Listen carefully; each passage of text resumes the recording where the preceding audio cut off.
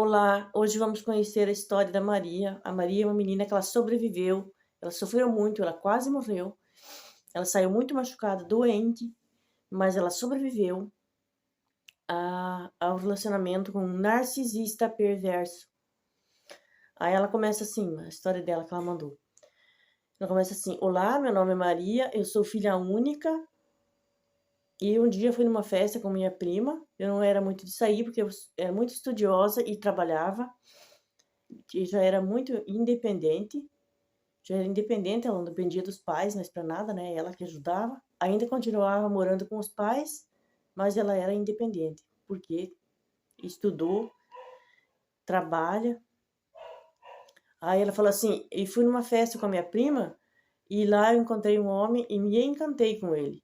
É, mas isso é personalidade do narcisista mesmo, né? A vítima já se encanta com ele de primeira já. Isso aí já é um alerta vermelho, se ele é muito encantador.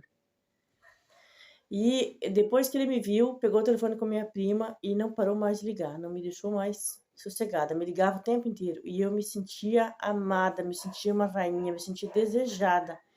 Eu me sentia nas nuvens. É isso que eles fazem. Para depois sugar toda a tua energia. Esses seres que não têm luz, eles querem roubar a nossa luz. Ele me ligava toda hora perguntando se eu estava bem, como ia meu dia, como eu estava, se eu tinha almoçado, se eu tinha jantado, se eu já tinha ido dormir, já tinha tomado banho. Ele morava na cidade próxima. Disse para mim que ele era divorciado, mas nunca deixava eu ir lá na casa dele. Sempre ele que vinha, ficava ali na casa da minha mãe. A minha mãe não deixava a gente dormir no mesmo quarto, né? Porque somos da igreja. Mas não vou mentir para vocês, a gente saía e acontecia. E era maravilhoso, eu amava. Pudera não, é um narcisista, né? No começo ele ia fazer você gostar mesmo de tudo, dos elogios, do companheirismo, da intimidade, de tudo. Mas quando foi chegando a hora de eu me mudar para a cidade dele, porque ficamos namorando por 3 meses. Depois ele queria já que eu me mudasse, ele já fez eu ir de mudança para a cidade dele. E minha mãe não queria que eu fosse de jeito nenhum. Me arrependo muito porque eu briguei com ela e disse que ela estava tentando barrar a minha felicidade.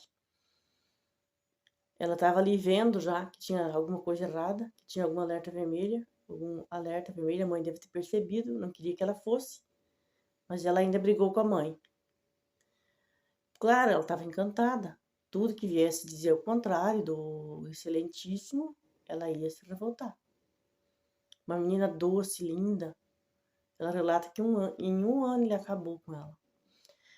E eu não escutei minha mãe, e em 3 meses que estava namorando com ele, fui. Só que quando eu cheguei lá, eu acabei descobrindo.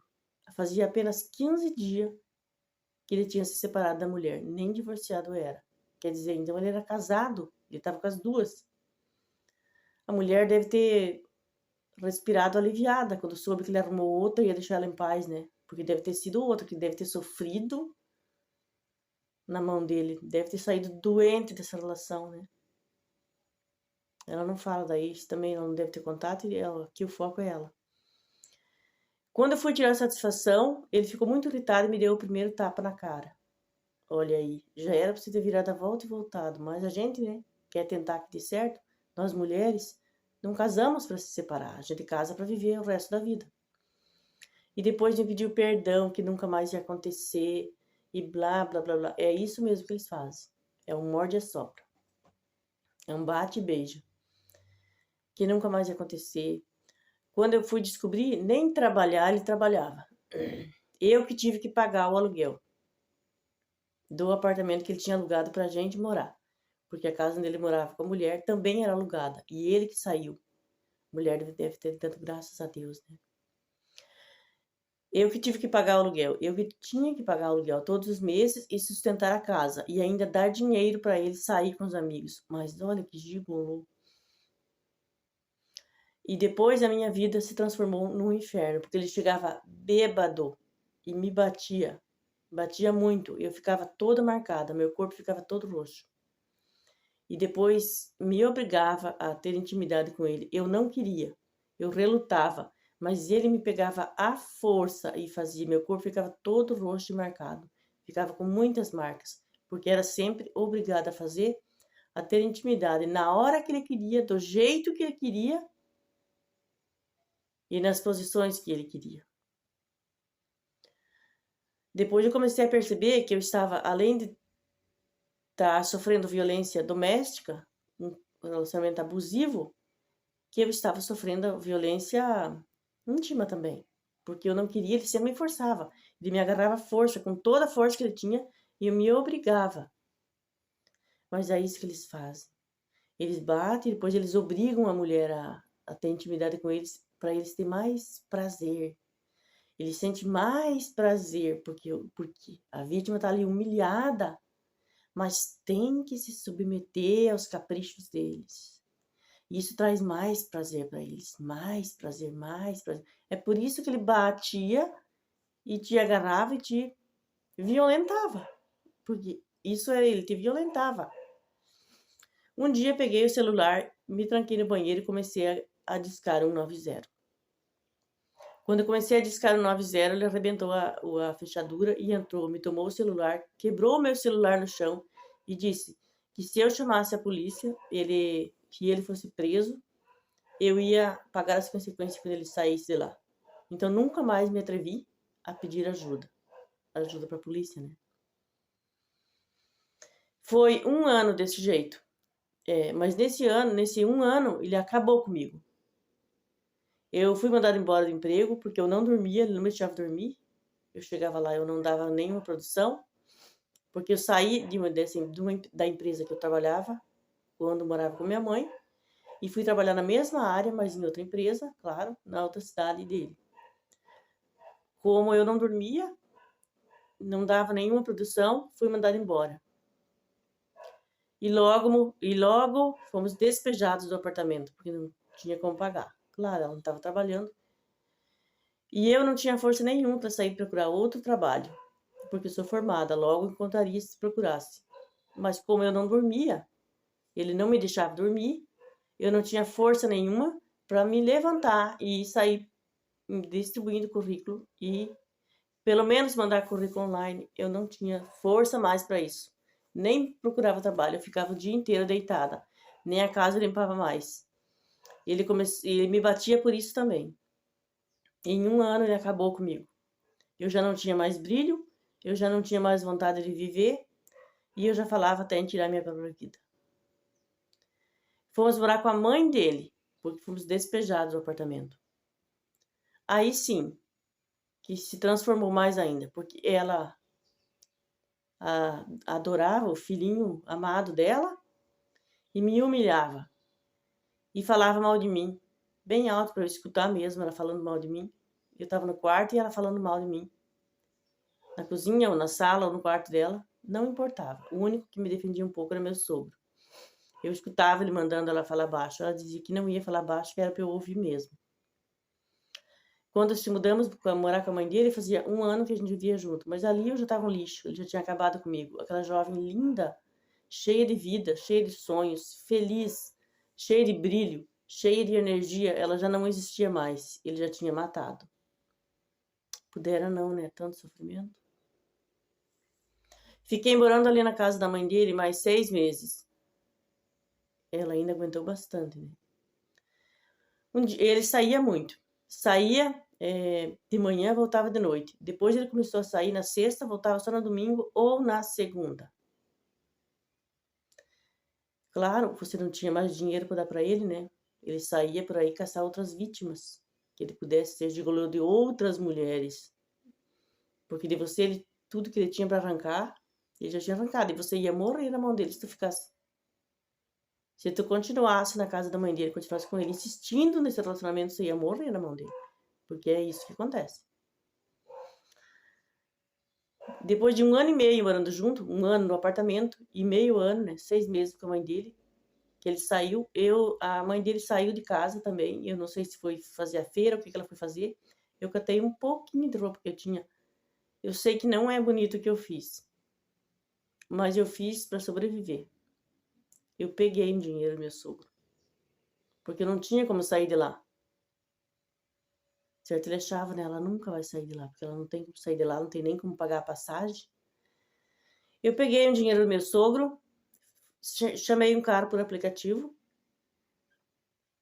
com o celular do meu sogro, enquanto ele se distraiu, né? Eu não sei se ele estava em casa ou não. A sogra ela falou assim que tinha ido fazer a feira, ou ela não se lembra, não sabe bem aonde que a mulher tinha ido. Por isso que ela aproveitou que o narcisista tinha saído e ele, não, ela não sabia se ia voltar no mesmo dia, dali 2 dias, 3 dias.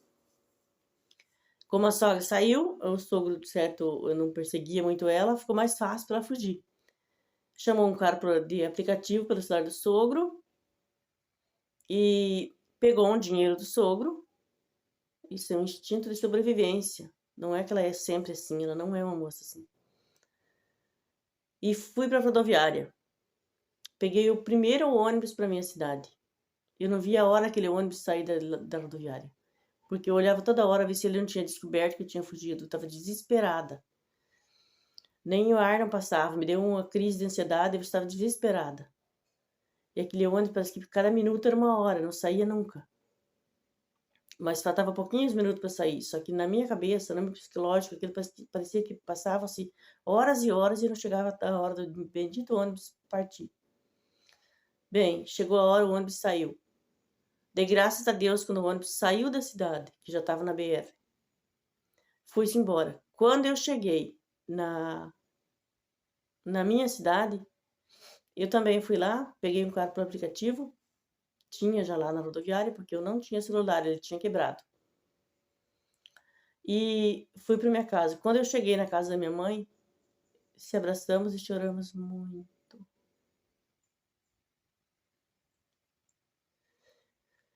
Imagine essa mãe vendo a filha linda que tinha saído da casa dela há 1 ano e meio antes, e ela não pôde visitar a mãe. Aquela pessoa que não é nada iluminada não deixou ela viver a mãe. Em 1 ano e meio. Lá, lógico que ele não ia deixar. Ele não queria que ninguém desmascarasse ele, percebesse o que estava acontecendo com a moça, né? Quando eu cheguei, nos abraçamos com minha mãe e choramos por um longo tempo abraçadas. Minha mãe não comentou nada do quanto estava debilitado meu físico. Desculpa, gente.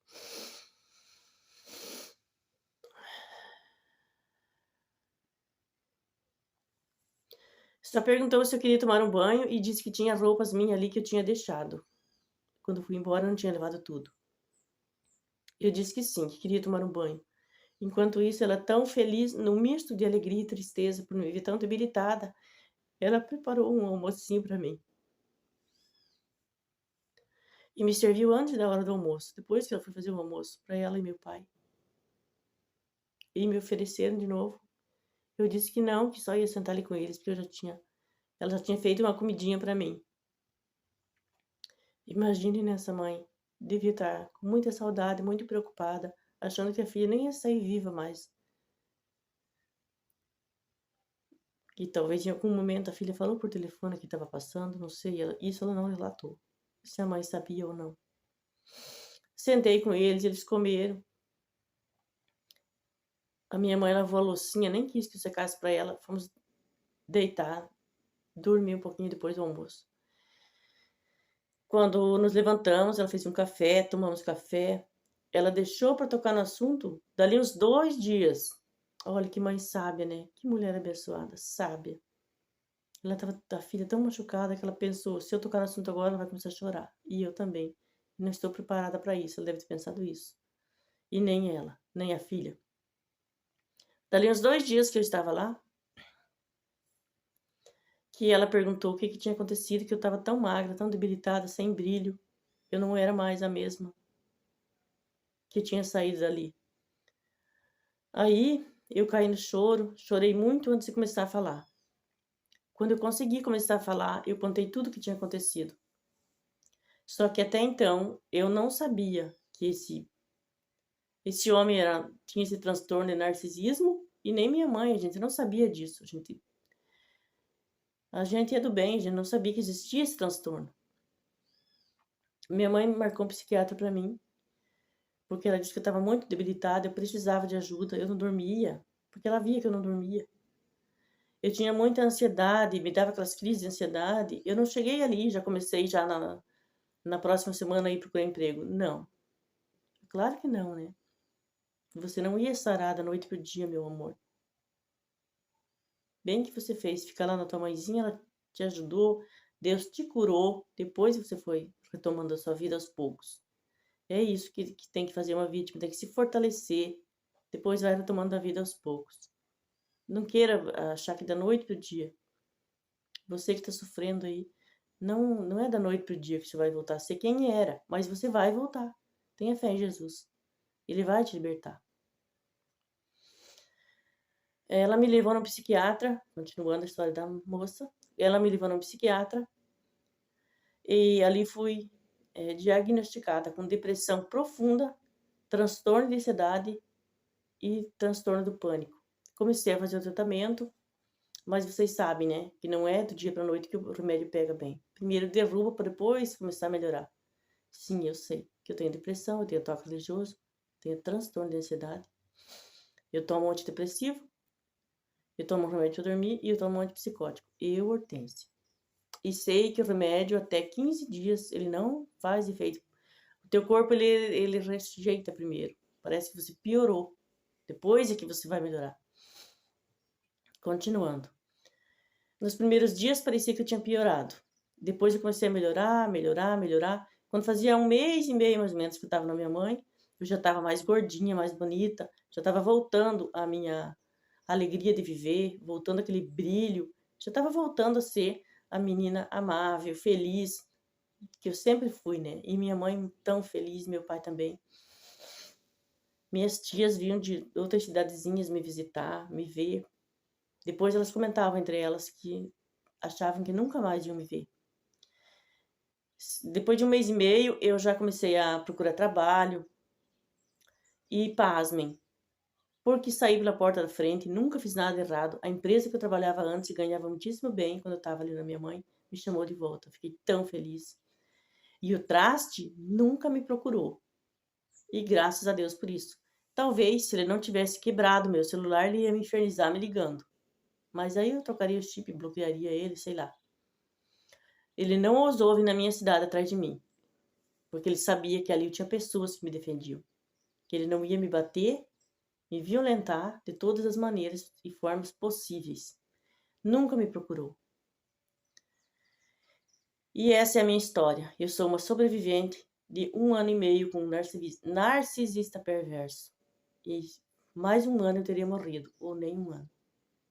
Porque eu já estava pensando em muitas formas e muitas vezes pensei em acabar com a minha própria vida, porque eu achava que não tinha mais solução para mim. Me arrependo um pouco, mas eu não sei se eu teria conseguido se eu não tivesse pegado o dinheiro do meu sogro. Isso não é da minha índole. Não pensem que eu sou assim. Claro que não, a gente entende, porque foi um instinto de sobrevivência. No seu lugar eu faria a mesma coisa. Não se culpe por isso. Deus já te perdoou, se perdoe. Se perdoe, porque foi um instinto de sobrevivência. Ou você fazia isso e sobrevivia, ou morreria nas mãos dele e da mãe. E você, que tem uma história parecida, um relacionamento tóxico, pode ser uma pessoa com transtorno de narcisismo ou não. Pode ser de um pai que era tóxico, de uma mãe, do irmão, da irmã, ou um relato de parto, ou um abuso. Qualquer história que você queira contar, envie para mim. Vou deixar meu e-mail e meu WhatsApp na descrição do vídeo. Eu vou ter muito carinho e respeito em contar sua história aqui no canal. Um beijo no coração de todos e até o próximo vídeo.